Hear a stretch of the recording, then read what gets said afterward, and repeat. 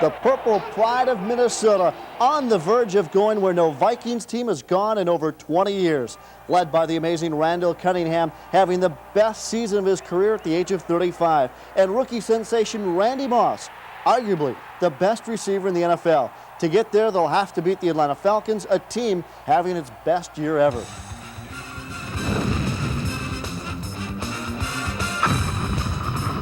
News 6 takes you for a ride on the road to the Super Bowl. Now, here's Tom Hansen. Good evening, I'm Tom Hansen. Thanks for joining us for this News 6 special, The Road to the Super Bowl. By this time tomorrow, the Minnesota Vikings will either be making plans for the Super Bowl or heading to their homes in shock. And millions of Purple fans are confident it will be Super Bowl number 5. In fact, I've already got my plane tickets. Over the next 30 minutes, we're going to take you back over this phenomenal season.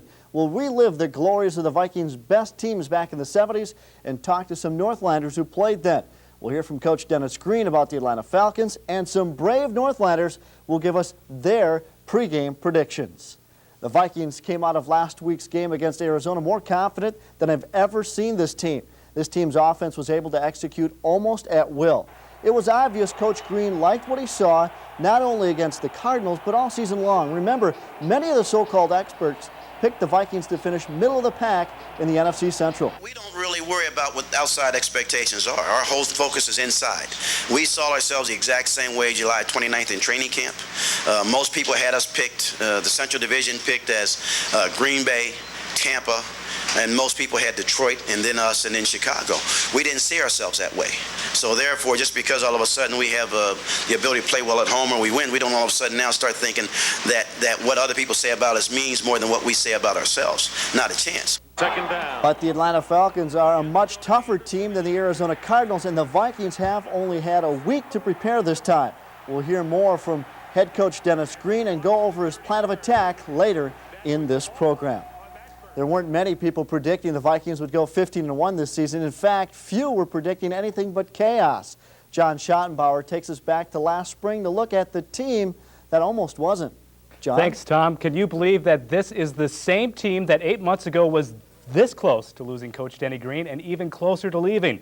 Nobody I talked to last summer was predicting the Minnesota Vikings were Super Bowl contenders, but then in stepped Red McCombs, and the rest, as they say, is history. Billy Joe Red McCombs' purchase of the Minnesota Vikings last July was not a cinch for the billionaire from Spur, Texas. After the Vikings ownership group decided to put the team up for sale, their first choice for a new owner was author Tom Clancy. The NFL turned down Clancy's offer, however, after finding his financial proposal to buy the team was suspicious. Meanwhile, in the mix was team president and part owner Roger Hedrick. Hedrick had the money, but was not considered by the rest of the group to be the best man to buy the team. In comes the big man from Texas. Red McCombs outbid several others, including Minnesota Timberwolves owner Glenn Taylor, with his $250 million offer.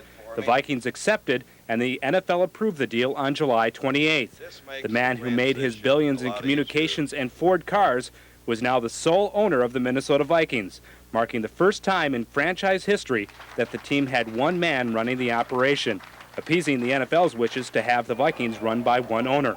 McCombs was accepted with some hesitation from the Vikings fans, as the former owner of the NBA's Denver Nuggets and the San Antonio Spurs was interested in getting an NFL franchise in South Texas. The question remained, was Red going to move the team? I think San Antonio, Austin, South Texas is entitled to an NFL team. I think the fan base here has proved that, but I have no intentions of any thought of moving this team. After Red took over the reins as the Vikings' new owner, the next question was what would happen to the team on the field. Red named business partner Gary Woods the Vikings' new team president and said he would make his decisions on the rest of the staff after further evaluation. The focus of that evaluation would be on head coach Dennis Green. Red then immersed himself in the team. He stayed in a dorm at the Vikings training camp in Mankato to get close to the Vikings and attended every preseason game. After the team went undefeated in the preseason, McCombs saw how much the players responded to head coach Dennis Green and offered him a 3-year contract extension. Since signing Green, assuring the fans the Vikings will stay in Minnesota and attending every game except the Vikings' 27-24 loss to Tampa Bay, Billy Joe Red McCombs has done everything right in his first year as the new owner of the Minnesota Vikings. At the beginning of the season, McCombs said he thought the Vikings could win every game. Up to this point, he's 20-1, including the preseason and the playoffs. Tom. Thanks, John. Still to come on the road to the Super Bowl, we're going to tell you about some special Northland ties to this Vikings team. We'll tell you how you can meet your favorite Vikings face-to-face in a special Iron Range visit. But first, we'll visit one of the Purple People Eaters and recall some of the glory years of the 1970s.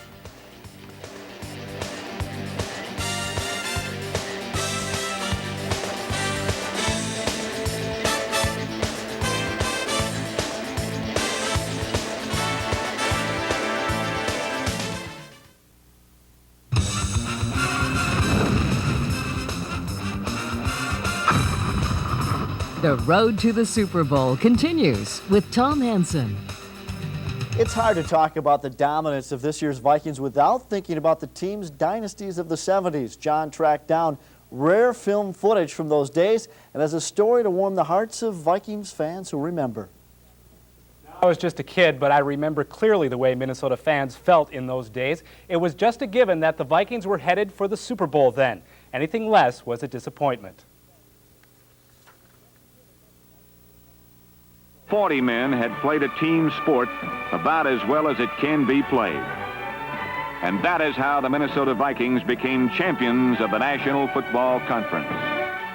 It was the most frightening sight in the league for over 10 years. Page, Eller, Marshall, Larson, Sutherland, the Purple People Eaters. A seemingly unstoppable defensive attack. Pioneers in speed and stunting, guaranteed to destroy offensive linemen and crush quarterbacks. Again, it was up to the defense, and the Purple Gang never looked better. Opposing teams had always dreaded late-season games at Soldier Field or Lambeau, but nothing compared to December at Old Met Stadium in the 70s. From 1968 to 1978, the Vikings played in 6 conference championships, 3 of them in severe cold. They won 4 conference titles, going to 4 Super Bowls. For 10 years, Minnesota fans just expected their team to get to the playoffs and win. Former Vikings defensive tackle Doug Sutherland remembers. It was kind of just an exciting time to be in Minnesota, just as it's exciting to be in Minnesota right now, the great teams they've got now.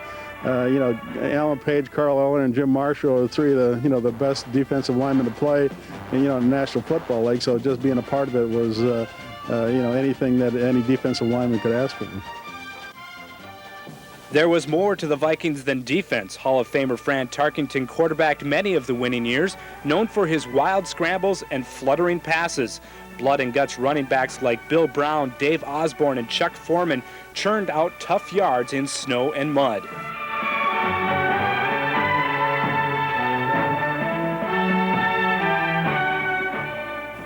And through it all, Coach Bud Grant stood tall on the sidelines, his face never betraying emotion, leading the Vikings to the postseason 10 of 11 seasons from 1967 to 1978.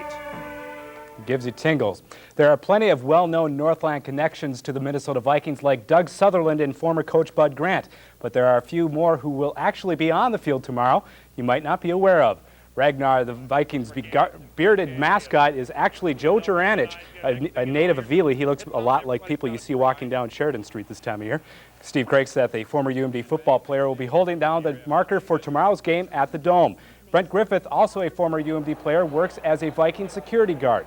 And Bulldogs hockey player Kent Sauer's brother Craig is a linebacker for the Atlanta Falcons. Tom. John, of course, there'll be a lot of local fans there as well. Viking fans of old will remember the great tailgating parties outside of Metropolitan Stadium. I worked security at the Old Met and remember those days all too well, especially the final game there. Our Jody Grayson was at last weekend's Dome playoff game and found out that the hottest place to be was also the coldest.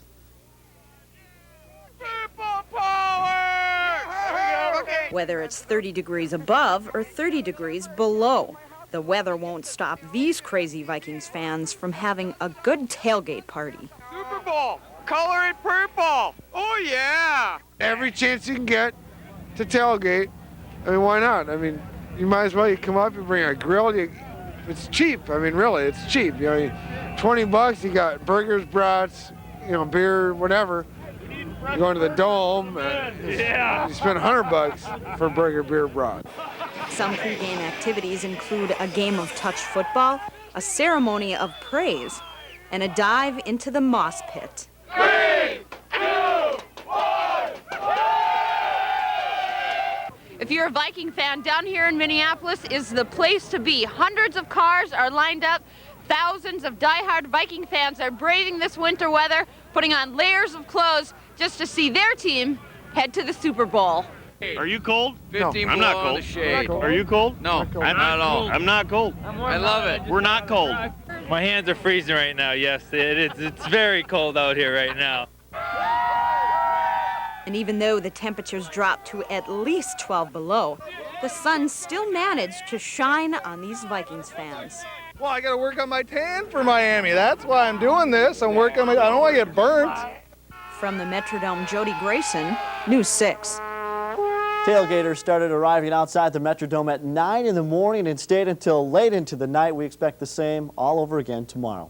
Still to come, we'll have a detailed look at the Atlanta Falcons from head coach Denny Green. But first, we'll meet a Viking season ticket holder who's living in the middle of Packer territory in Lake Nebagamon, Wisconsin to be exact, who says he's not afraid to wear purple year-round in Packer country.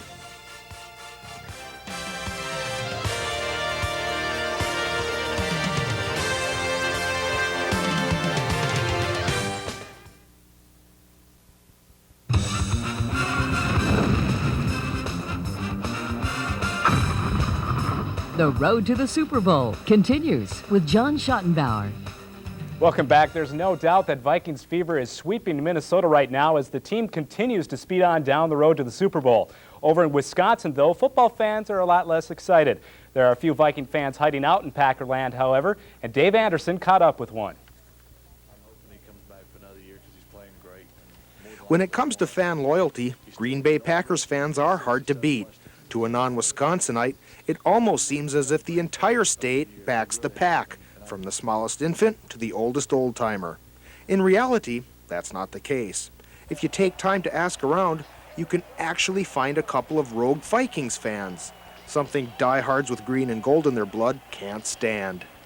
I think they should get out of Wisconsin. Oh, yeah? Where should they go? Minnesota. They should be in Minnesota where they belong. Okay. One of those Wisconsin-born Vikings fans can be found at Northwestern Middle School in Poplar. Jesse Peterson coaches a girls' basketball team, and for some reason unknown to his young charges, he's an immense Minnesota fan. Been a Vikes fan forever, I think. As long as I can remember. Me and my buddy Chad, we used to run around outside, Sammy White and Ahmad Rashad, for crying out loud. I don't know. Of course, being a Purple People Eater supporter in Wisconsin has earned Jesse a lot of flack. Pretty much all my buddies are Packer fans, so it gets a little tough sometimes. Even the 6th grade girls he coaches make it tough for him. Their target? The Viking hat he wears while coaching. Before practice, we were teasing about how he should be afraid to wear a Vikings hat. People always try to take his hat and stuff. Oh, they do, huh? Yeah. Does anybody ever succeed and steal it? Sometimes not really, though. He's too tall. Thank goodness for height. Despite the tricks his team has planned against him, it looks like Jesse will have the last laugh. As a Viking season ticket holder, he'll be spending Sunday at the Metrodome as the Vikes take on Atlanta. And if the team gives him too much flack when he gets back, he can always make them run laps. In Poplar, Dave Anderson, News 6 Sports. Thanks, Dave. By the way, driving Highway 13 from Superior to Ashland, we saw no fewer than 10 homes decorated with Minnesota Vikings flags and banners, and that was back when the Packers were still in the playoff hunt. It's hard to say if the small settlement of Viking cheeseheads has grown now that the Pack has hung up their cleats. Tom.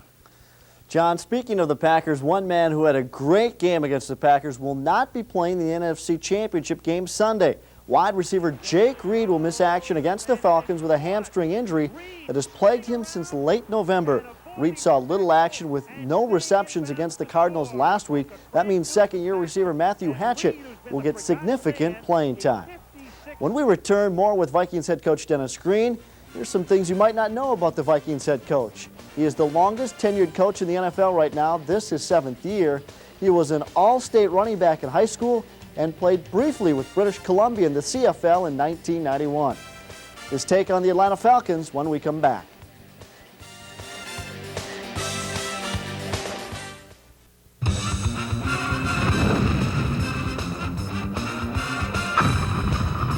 The road to the Super Bowl continues with Tom Hansen. Welcome back. Of course, Dennis Green played in the CFL in 1971 and not 1991. Vikings head coach Dennis Green has more than a trip to the Super Bowl on the line Sunday. He stands to earn another $700,000 in incentives if the Vikings go all the way to the Super Bowl. Green signed a contract extension in September that pays him about $1.5 million this year. Our coverage of the game starts at 10:30 with the pregame kickoff set for 11:30. Running game, throw the ball well, a complete team. I think anytime you go out and you go 14-2 in the regular season, then you have the ability to have a complete ball club. They have the advantage of playing in a dome. Clearly the crowd will be in our favor, the noise will be in our favor. Hopefully it will be the same type of atmosphere that they've had at their home, but that they will have a difficult time dealing with it as has the other opponents that we've played. They have the total package, passing game, a veteran quarterback, strong running game. They combine that with outstanding leadership and newcomer Eugene Robinson at safety, and then a guy that's been around, a long time, Jesse Tuggle, Lester Archambault. I mean, so they're a good, solid team, along with special teams. This is going to be a close, hard-fought game that's going to go for 60 minutes, and we're going to have to show what we've always shown, the ability to play 60 minutes plus football and fight to the end and try to come out on top. For the first time in NFL history, a Dome team will be in the Super Bowl. With the 41-21 win, Minnesota will now play the Atlanta Falcons here at the Metrodome. The winner heads to Miami. I guarantee they would like to be playing at home. They would like us to travel to Atlanta and be playing in their dome. But that's why you play all year. You play for the home field advantage, and we have it, and we want to take advantage of it. If we advance into the Super Bowl, we'd be playing two teams, or we'd be playing one of two teams that we hadn't played all year. But there's no question this is the best team we have faced, and I think a team that matches up as well with us as any team in the league would. They have a ball control offense, a very strong run defense. One of Green's not-so-secret weapons is the Metrodome, unquestionably the loudest stadium in the NFL. I've stood on the sidelines plenty of times, and I can tell you earplugs are required equipment. A lot of questions have been asked this season about the Vikings' use of sound at the Dome, but Jody Grayson says the team and fans aren't backing off.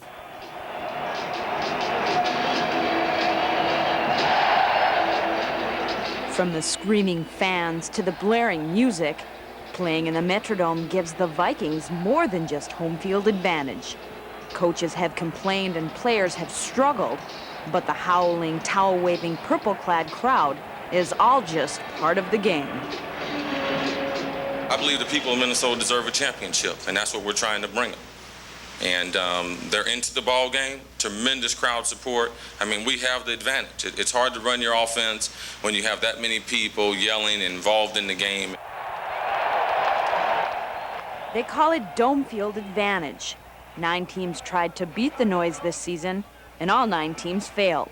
Last week, the Cardinals tried to deal with it, but Jake Plummer's 2 interceptions and a fumble proved that there's no place like Dome. The fans were just great today. A couple fumbles, really. One they recovered, one we recovered. But I mean, it was, there's nothing that helps you more than a loud crowd like that in a big game.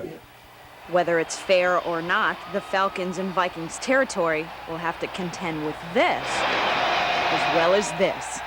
Jody Grayson, News 6.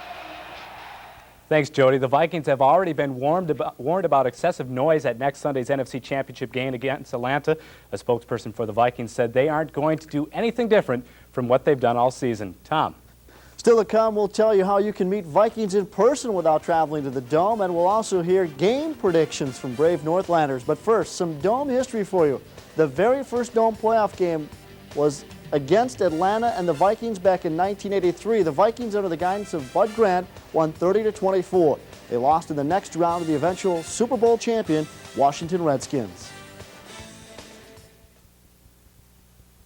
9 Minnesota Vikings will travel to Hawaii for Pro Bowl right after the Super Bowl in February. When they get back, their first stop will be here in the Northland, giving Northland fans a chance to get autographs and meet their favorite Purple Stars. The 4th annual Arctic Blast Snowmobile Rally begins Friday, February 12th with a tailgate party in Cook. From there, a snowmobile ride is scheduled to Tower, where you can meet the Vikings for autographs, watch a Vikings parade, and join Vikings in a special dance. There's a second ride on Saturday the 13th and a pancake breakfast the final day in Tower. You can ride with the Vikings and help raise money for the Vikings Children's Fund, or you can just come by and say hi. The Vikings are considered 11-point favorites tomorrow by professional odds makers, but we wondered what average Northlanders would predict. Here's a sampling of Viking support in Duluth. I'll say 21-17 Vikes. A good close battle. I think it'll be a close one, yeah. All right. What do you think the score is going to be? 41-21. All right. Vikes. No, I think it's going to be 100-1. 100-1? All right, that's a good game, I think. Oh, we're going to stomp them. 41-7. What do you think the Vikings-Falcons game is going to turn out like this weekend? He's not saying. I think the score will be about 34-21. Vikings are going to beat the Falcons about 52-20. Maybe 1,000,000 to 1. Who's going to win this weekend? Well, here's my prediction. I give the Vikings 38 and the Falcons 24, moving Minnesota on to Super Bowl 33 in Miami. How about you, Tom?